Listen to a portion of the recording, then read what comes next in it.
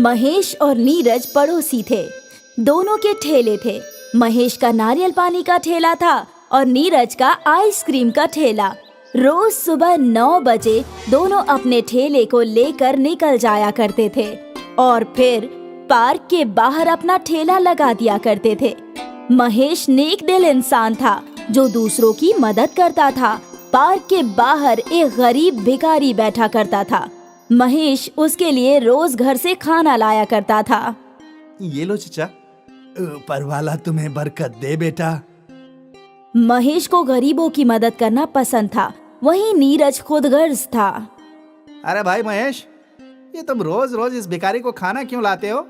ये तुम्हारा कोई रिश्तेदार थोड़ी ना है जो तुमने इसकी जिम्मेदारी उठा ली है। अरे भाई, बेचारा गरीब है, मुझसे बन पड़ता है, इसलिए इसकी मदद कर देता हूँ। लेकिन ये सब फिजूल के खर्चे हैं। तुम्हें तो पैसे की बचत करनी चाहिए भाई। वैसे भी तुम खानदान वाले हो, तुम्हारी बीवी बच्चे हैं। हाँ, वो तो है, लेकिन इस छोटी सी मदद से मुझे नहीं लगता कि मेरा खर्च कम हो जाएगा। ऐसे भी गरीबों की मदद करना या ना करना, ये तो सबकी अपनी ख्वाहिश होती है। और उसी वक्त महेश के ठेले पर खरीदार आ गए। अरे भाईजान, 2 नारियल पानी दे दो। जी जनाब। महेश नारियल पानी दे ही रहा था कि दूसरे खरीदार आ गए और देखते ही देखते खरीदारों की कतार लग गई। कुछ ही घंटों में महेश के आधे से ज्यादा नारियल फरोख्त हो गए। ये सब नीरज देख रहा था। मालूम नहीं इसके नारियल पानी में क्या है, फौरन सारे नारियल फरोख्त हो जाते हैं और यहाँ मैं सुबह से खड़ा हूँ, मेरी तो एक भी आइसक्रीम फरोख्त नहीं हुई। नीरज को दिल ही दिल में महेश से हसद हो रही थी। दोपहर तक महेश के सारे नारियल खत्म हो गए और वो घर की जानिब रवाना हो गया और यहाँ नीरज हसद से राख हुआ जा रहा था। आज मैं इसका कुछ करके ही रहूंगा। रास्ते में महेश को एक और गरीब खातून नजर आई। अरे बेटा, कुछ खाने को दे दो। हाँ माँ, है ना। महेश ने बगैर सोचे अपना डिब्बा उस गरीब खातून को दे दिया। ऊपर वाला तुम्हें बरकत दे। ज़ईफा खातून ने महेश को दुआएं दी और वो अपने घर चला गया। रमा, आ गए आप? आज बहुत जल्दी आ गए। हाँ, सारे नारियल फरोख्त हो गए और हाँ, आज मैंने अपना डिब्बा एक मुफलिस ज़ईफा खातून को दे दिया। ठीक है, कोई बात नहीं। वैसे भी मैंने खाना पका लिया है, आइए साथ में खाते हैं। हाँ, ये हाथ गाड़ी यहीं लगा कर आता हूँ। ठीक है। रोज की तरह महेश ने वो हाथ गाड़ी अपने दरवाजे पर लगाई और घर के अंदर चला गया। शाम के वक्त महेश नारियल खरीदने के लिए निकला और उसने नारियल खरीद कर अपने घर के बाहर ही रख दिए। अरे रमा, आज तो रोज से दुगना नारियल खरीदा है। इतना सारा वजन उठाकर मैं थक गया हूँ, थोड़ी चाय बना दो। हाँ। उसी वक्त नीरज अपना आइसक्रीम का ठेला लेकर घर पहुंचा। नीरज ने वहां रखे नारियल देखे और हाथ गाड़ी भी, और उसके खुराफाती दिमाग में मंसूबा बन गया। अब देखता हूँ तू कैसे पैसे कमाता है। रात को सब जब सो रहे थे तो नीरज खामोश कदमों से अपने घर से बाहर आया। उसने महेश के घर के बाहर रखे सारे नारियल और उसकी हाथ गाड़ी उठा ली। अब देखता हूँ बगैर नारियल और हाथ गाड़ी के कैसे सबकी मदद करेगा। अब तू रोएगा और मैं हंसूंगा। नीरज ने वो नारियल और हाथ गाड़ी अपने घर के पीछे आंगन में ही छुपा दी और सभी चीजों को एक घास से ढक दिया। महेश का बुरा करके नीरज बेहद खुश था। उस रात उसे बड़ी सुकून की नींद आई। अगली सुबह जब महेश घर से बाहर आया तो उसकी हाथ गाड़ी और नारियल सब गायब थे। अरे रमा, जल्दी बाहर आओ। क्या हुआ? सब कुछ चोरी हो गया, मेरी हाथ गाड़ी और नारियल सब कुछ। हे ऊपर वाले! नारियल खरीदने के लिए मेरे पास पैसे भी नहीं है। अब हमारा क्या होगा? महेश ने अपना सिर पकड़ लिया और रमा भी परेशान थी। आप एक मर्तबा पुलिस स्टेशन में जाकर शिकायत कराइए, हमें हमारी हाथ गाड़ी जरूर मिलेगी। एक बार चोरी हुई चीज भला किसी को हासिल होती है क्या? तो अब हम क्या करें? मालूम नहीं, देखता हूँ कहीं से पैसों का इंतजाम होगा तभी नारियल खरीद कर फरोख्त कर सकता हूँ। हाँ, यही वाजिब होगा। परेशान महेश एक साहूकार के पास गया। हुजूर, मेरी हाथ गाड़ी चोरी हो गई है और नारियल भी। मुझे कुछ पैसों की जरूरत है। पैसे तो मैं तुम्हें दे दूंगा, लेकिन तुम्हारे पास गिरवी रखने के लिए क्या है? फिलहाल तो मेरे पास कुछ नहीं है, लेकिन मैं वादा करता हूँ कि मैं हर माह आपके पैसे लौटाता रहूंगा। नहीं नहीं, मेरा कारोबार वायदे से नहीं चलता। कुछ गिरवी रखने को हो तो ले आओ और फिर पैसे लेकर जाओ। महेश मायूस हो गया। उसके पास गिरवी रखने के लिए कुछ भी नहीं था। न मेरे पास सोना है, न एक खुद का घर। अब मैं भला क्या गिरवी रख सकता हूँ? हे भगवान, मेरी मदद करो। महेश इन्हीं ख्यालों में खोया चलता रहा। चलते चलते वो पार्क के पास आया। उसे वहाँ वही ज़ईफ शख्स नजर आया। आज महेश के पास उसके लिए खाना नहीं था। महेश ने पास के ठेले से कुछ समोसे खरीद लिए और फिर उस गरीब को दे दिए। माफ करना, आज मैं तुम्हारे लिए घर से खाना नहीं ला पाया। कोई बात नहीं, आज तुम खुद परेशानी में हो बेटा। तुमने मेरे लिए इतना किया है, यही बहुत है। ये लो। उस ज़ईफ शख्स ने महेश के हाथ में एक हाथ गाड़ी का खिलौना रख दिया। ये क्या है? इसे घर ले जाओ। ये क्या है? इसका इल्म तुम्हें कल होगा। ठीक है, ऊपर वाला तुम्हें हमेशा बरकत दे। महेश वो हाथ गाड़ी का खिलौना लेकर अपने घर आ गया। कुछ हुआ क्या? नहीं, साहूकार ने भी कर्ज देने से इनकार कर दिया। और हाँ, ये देखो। महेश ने अपनी जेब से वो हाथ गाड़ी का खिलौना निकाला। ये क्या है? अरे, जिस मुफलिस ज़ईफ शख्स को मैं रोज खाना खिलाता हूँ ना, आज उन्होंने मुझे ये दिया है और कहा है कि ये क्या है, इसका इल्म तुम्हें कल ही होगा। इस छोटी सी हाथ गाड़ी को हम यहीं रख देते हैं, देखते हैं क्या होगा। फिलहाल मुझे बेहद भूख लगी है, चलिए खाना खाते हैं। हाँ ठीक है। पूरा दिन महेश और रमा इसी जद्दोजहद में रहे कि वो कैसे पैसों का इंतजाम करें। और यहाँ इनके मायूस चेहरे देखकर नीरज बेहद खुश था।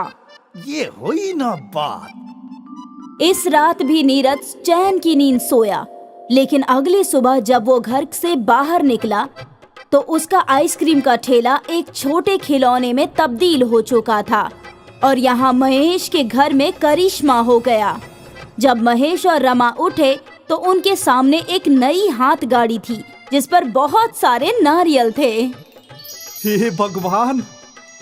वो छोटी सी हाथ गाड़ी इतनी बड़ी कैसे हो गई?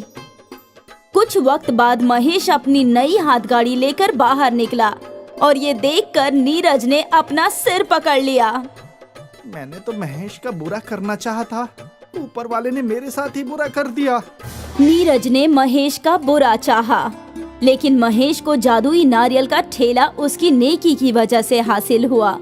नीरज को अपने बुरे काम का बुरा फल मिला और महेश को अपने नेक काम का अच्छा फल। इसलिए कहते हैं, जैसा करोगे वैसा भरोगे।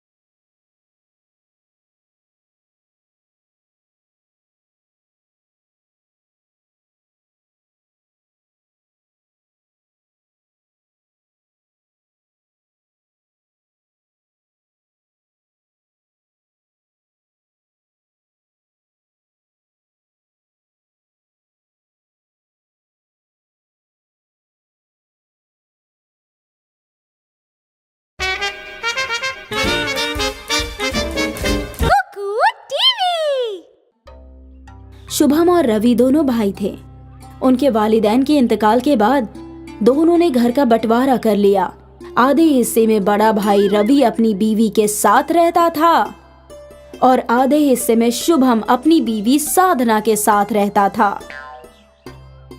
जैसे घर का बंटवारा हुआ था वैसे ही दुकान का भी बंटवारा हुआ था। दुकान के बीच में एक दीवार खड़ी कर दी गई थी।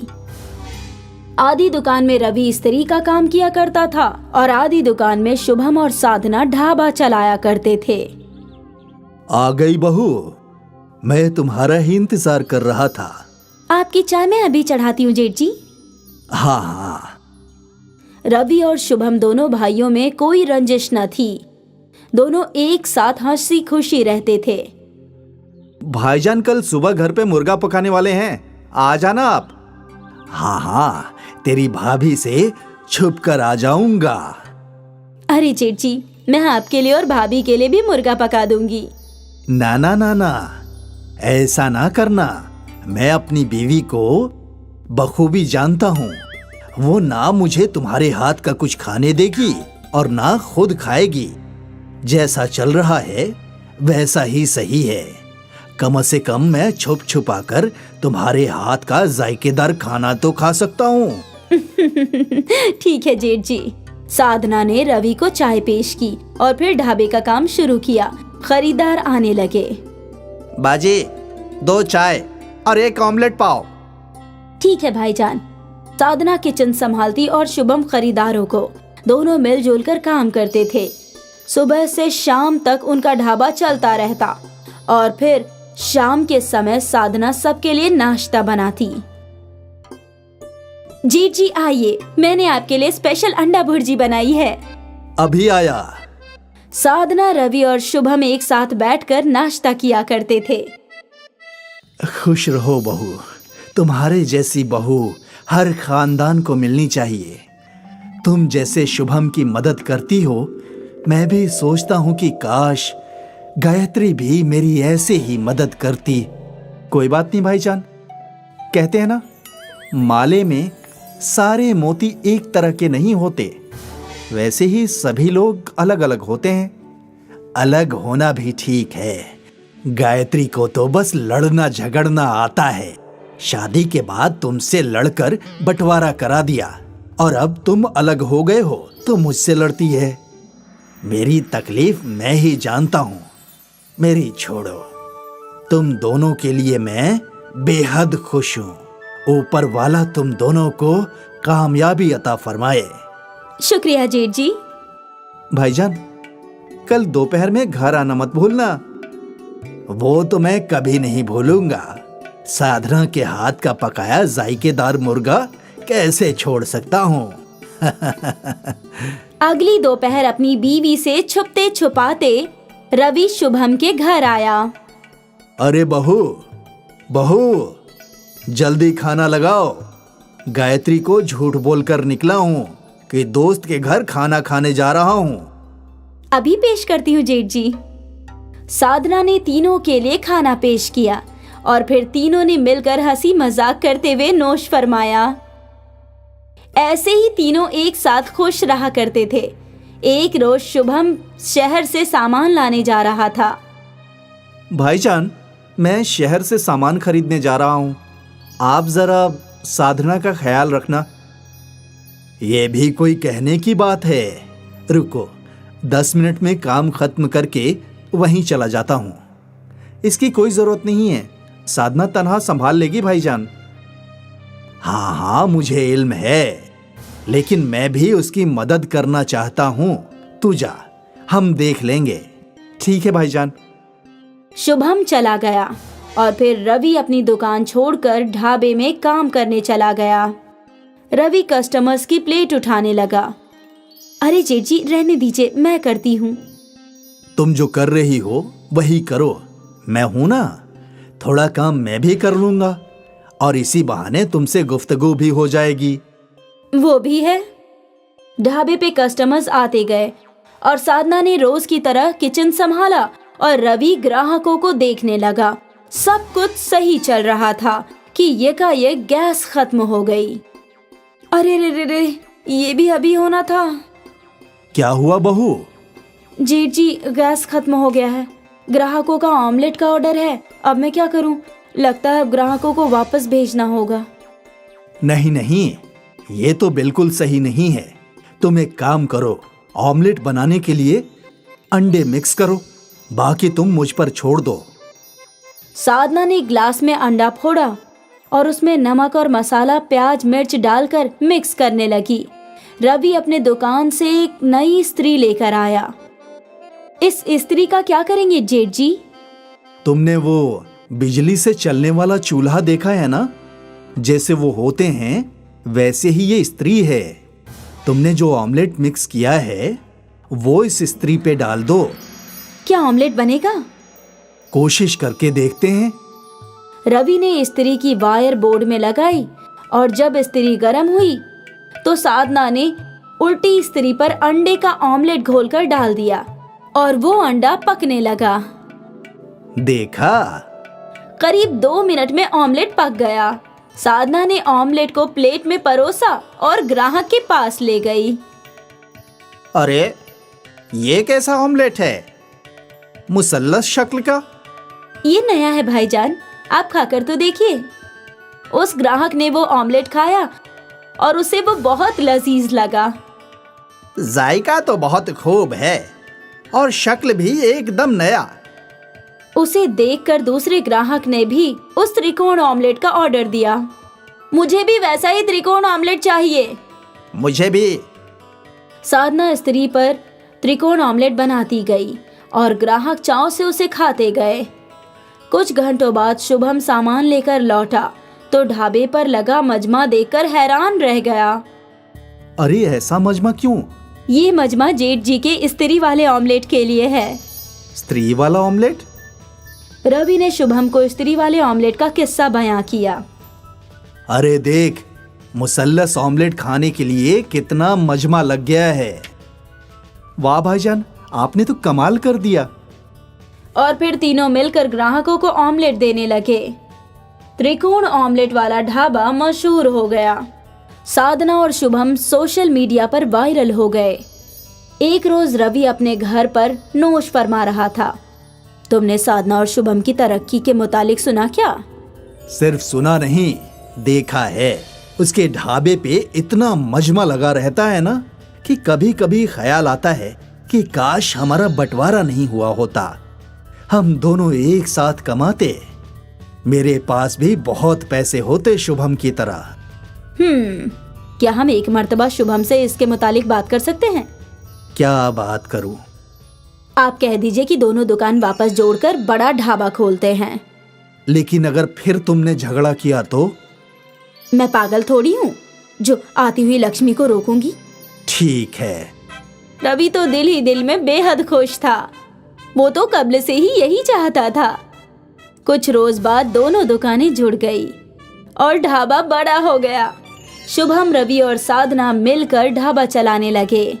इस्त्री वाले ऑमलेट की वजह से न सिर्फ उनकी आमदनी में इजाफा हुआ बल्कि उनका बिखरा हुआ खानदान भी फिर से एक हो गया।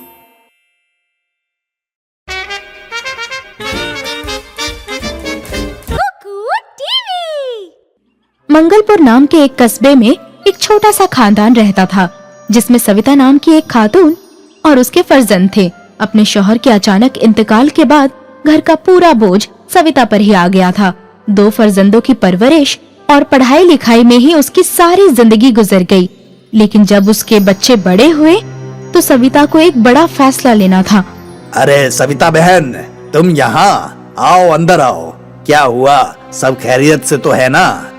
श्रीधर भाईजान, आप जानते तो है ना, मेरे दोनों बच्चों की बड़ी मुश्किल से परवरिश की है मैंने। अब उनके शहर जाकर कॉलेज की पढ़ाई का वक्त आ गया है, लेकिन मेरे पास इतने पैसे नहीं है कि मैं दोनों को आगे पढ़ा पाऊं। अगर एक बेटे को नहीं पढ़ाया तो उसके साथ नाइंसाफी होगी। ऐसे में मैं क्या करूं? तुम पुरसुकून हो जाओ और ये बताओ कि दोनों में से होशियार कौन है? मेरा मानव ज्यादा होशियार है। वैसे तो अतुल भी ठीक ठाक पढ़ लेता है, लेकिन मानव पढ़ने में ज्यादा अच्छा है। तो फिर बस, मानव दोनों में से बड़ा है और होशियार भी, तुम उसे शहर पढ़ने के लिए भेजो और अतुल को अपने पास ही रखो। मेरी जान पहचान में एक हलवाई के यहाँ नौकरी खाली है, मैं उसे वहीं मुकर्रर करवा दूंगा। श्रीधर की बात सुनकर सविता को तसल्ली मिलती है। वो मानव को बाहर पढ़ने के लिए भेजती है और अतुल को हरिया हलवाई के यहाँ नौकरी करने के लिए लगा देती है। अतुल को ना पढ़ पाने का अफसोस तो बेहद था, लेकिन अपने घर की हालात से अच्छी तरह से वाकिफ था, इसलिए उसने आगे पढ़ने की बिल्कुल भी जिद नहीं की। वक्त ऐसे ही गुजरता रहा और 3 साल बाद मानव को एक बहुत बड़े फूड चेन में सीनियर मैनेजर की नौकरी मिल जाती है। अम्मी, ये लो मिठाई खाओ। मेरी प्लेसमेंट एक बड़ी फूड चेन में मैनेजर के लिए हो गई है। किसमें हो गई है? फूड क्या? फूड चेन में अम्मी, जब कोई शख्स अपने होटल अलग अलग शहरों में खोल लेता है उसको फूड चेन कहते हैं, है ना भाईजान? बिल्कुल सही फरमाया तूने। 5 सितारा रेस्तरां में अम्मी बहुत अच्छी तनख्वाह मिलेगी। धीरे धीरे हम सब शहर में शिफ्ट हो जाएंगे। थोड़े महीनों में मानव की तरक्की जूनियर से सीनियर लेवल पर हो जाती है और वो अतुल और सविता को शहर ले जाता है। अम्मी, कल मेरे बॉस रात को खाने के लिए आ रहे हैं। जब मैंने उन्हें बताया कि मैं अपने पूरे खानदान को यहाँ ले आया हूँ तो वो बेहद खुश हुए। अरे वाह, तो बुला ले उन्हें, आखिर हम भी तो मिले तेरे बॉस से। लेकिन अम्मी, तुम तो बीमार हो, तो फिर खाना कौन बनाएगा? तुम फिक्र मत करो भाईजान, जब तुम पढ़ रहे थे तो मैं हरिया हलवाई के पास बहुत काम सीख लिया है। तुम देखना, ऐसा खाना बनाऊंगा कि खाने के साथ उंगलियां भी चट कर जाएंगे। लेकिन एक बात का ख्याल रखना अतुल, बॉस 5 सितारा रेस्तरां के मालिक हैं, खाना उसी के हिसाब से होना चाहिए। आप इन सब बातों की जरा भी फिक्र मत कीजिए भाईजान, बस काम पर तवज्जो दीजिए। देखना, खाना खाते ही आपकी डबल तरक्की पक्की। कहते ही सब खिलखिला उठे। अगले रोज अतुल खूब दिल लगाकर बहुत सारे जायकेदार खाना बनाता है। भाईजान, लगता है आपके बॉस आ गए हैं, मैं दरवाजा खोलता हूँ। नहीं नहीं अतुल, तू रहने दे। बॉस क्या सोचेंगे कि कैसे कपड़े पहने हैं इसके भाई ने। मैं खोलता हूँ दरवाजा। और सुन, तू अंदर ही रहना, ज्यादा बाहर निकलने की जरूरत नहीं है। अतुल ये सुनकर काफी मायूस हो जाता है और बिना कुछ कहे अंदर जाकर डाइनिंग टेबल सजाने लगता है। आइए जनाब, आइए। अस्सलाम वालेकुम मानव। वालेकुम सलाम जनाब, मेहरबानी करके तशरीफ रखिए। वाह मानव, तुम्हारा घर तो काफी अच्छा है। तुम्हारी अम्मी और भाई कहाँ हैं? मैं अभी मिलवाता हूँ जनाब। अम्मी, ओ अम्मी, बॉस आए हैं। अस्सलाम वालेकुम जनाब, कैसे हैं आप? यहाँ मानव, उसकी अम्मी और उसका बॉस एक दूसरे से गुफ्तगू कर रहे थे और वहाँ अतुल खाने की तैयारी में लगा था। थोड़ी देर बाद वो सब डाइनिंग टेबल पर खाना खाने आए। टेबल को सजा हुआ देखकर मानव का बॉस बेहद खुश होता है।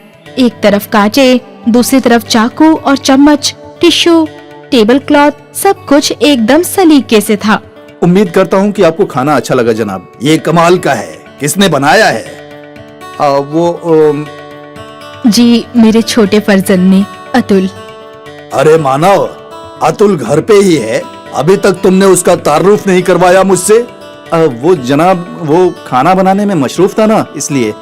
अतुल, अतुल बेटा, इधर तो आ जरा। अतुल हिचकिचाता हुआ बाहर आता है। वाह बेटा, बहुत लजीज खाना बनाया है तूने तो। कहीं से खाना बनाने की तालीम हासिल की है क्या? नहीं नहीं जनाब, ये तो हमारे गांव के एक छोटे से हलवाई के यहाँ नौकर था, इसलिए थोड़ा बहुत बना लेता है। अपने भाई के मुंह से ये सुनकर अतुल फिर से मायूस हो जाता है और खाना खाने के लिए बैठ जाता है। रुखसत होने से पहले अतुल मानव के बॉस अतुल को एक पेशकश करते हैं। खाना खाकर मजा आ गया। ना सिर्फ खाना बल्कि टेबल एटिकेट्स का भी पूरा ख्याल रखा था अतुल ने। सुनीता जी, अगर आप बुरा न माने तो एक बात कहना चाहूंगा। आपका बेटा बहुत हुनरमंद है, हमें एक नए शेफ की जरूरत है, तो क्या अतुल वहाँ हेड शेफ की नौकरी करना पसंद करेगा? लेकिन जनाब, अतुल ने कोई फॉर्मल डिग्री नहीं ली है इसमें, ये तो ऐसे ही बस थोड़ा बहुत कर लेता है। वो तुम्हारी परेशानी नहीं है मानव, मुझे बस जायका उम्दा चाहिए और कुछ नहीं। अतुल, तुम कल मानव के साथ दफ्तर आ जाना और वहीं पर एक डिश बनाकर खिला देना। ये सुनकर अतुल तो बेहद खुश हो जाता है, लेकिन मानव को ये बात बिल्कुल पसंद नहीं आती। अगले रोज अतुल वहाँ पहुँचकर अपनी डिश बनाने लगता है।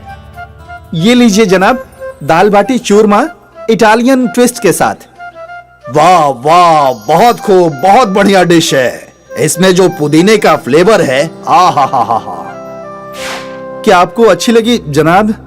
क्या मैं चख सकता हूँ? अरे ये तो बहुत अच्छी है। तो फिर क्यों, हैरत में पड़ गया ना?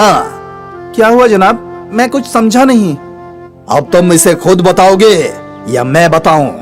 वो अतुल, मैंने इस रेस्तरां के शेफ को तुम्हारी डिश में नमक मिर्ची डालने के लिए कहा था ताकि तुम्हें यहाँ नौकरी ना मिले। क्या? हाँ, और ये बात करते हुए सविता बहन ने तुम्हें फोन पर सुन लिया और मुझे पहले ही इत्तला कर दिया। इससे पहले कि वो शेफ कुछ कर पाता, मैंने उसे बर्खास्त कर दिया। लेकिन भाईजान, ऐसा क्यों किया? मैं नहीं चाहता था कि तुझे भी मेरे जितना पैसा और लाइफस्टाइल मिले। मैं चाहता था कि तू ऐसे ही मेरे टुकड़ों पर पले। मैं तुम्हें बर्खास्त करता हूँ मानो। नहीं जनाब, ऐसा मत कीजिए। मेरे भाईजान दिल के बुरे नहीं हैं। आप उन्हें नौकरी से बर्खास्त मत कीजिए। देखा मानो, तूने क्या कुछ किया, लेकिन फिर भी अतुल तेरे से कितनी मोहब्बत करता है। मुझे माफ कीजिए जनाब, मुझे माफ कर दो अतुल। मानव को अपनी गलती का एहसास हो जाता है और वो दोनों हंसी खुशी रहने लगते हैं।